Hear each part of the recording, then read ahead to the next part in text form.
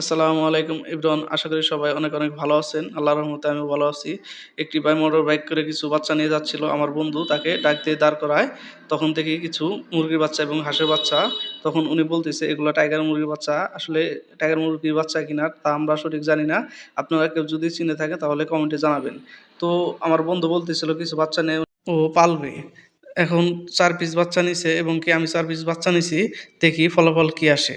এখন আমার বন্ধুর কাছ থেকে একটি দোকান থেকে কার্টুন নিয়ে বাড়ির জন্য বাচ্চাগুলো প্রস্তুত করছি। বাড়িতে কিভাবে নিব, বাড়িতে নিয়ে আসার পর ওগুলোর জন্য একটি ঘর তৈরি করতেছি, যাতে নতুন অতিথিরা ভালোভাবে থাকতে পারে, তাদের এই শীতে যেন কোনো অসুবিধা না হয়। তাই তাদের জন্য ভালো করে একটি মডিফাই করে ঘর তৈরি করতেছি। এখন বাচ্চাগুলো আমার মডিফাই করা হয়েছে, বাচ্চাগুলো এই ঘরের ভিতরে দেওয়া হয়েছে। মনে হচ্ছে তারা তাদের নতুন ঘরকে অনেক অনেক পছন্দ করছে। তারা দৌড়াদৌড়ি করছে সেখানে। কিছু কোয়েল পাখির ফিড ছিল আমার কাছে, তা খেতে দিচ্ছি। কিন্তু লেয়ার লেয়ার ছিল বলে কিছু বড় বড় ফিডের কারণে তারা সব ঠিকভাবে খাইতে পারতেছে না। কিছু কিছু বেছে বেছে তারা খাচ্ছে। ভিডিওটি ভালো লাগলে লাইক কমেন্ট শেয়ার করে পাশে থাকবেন।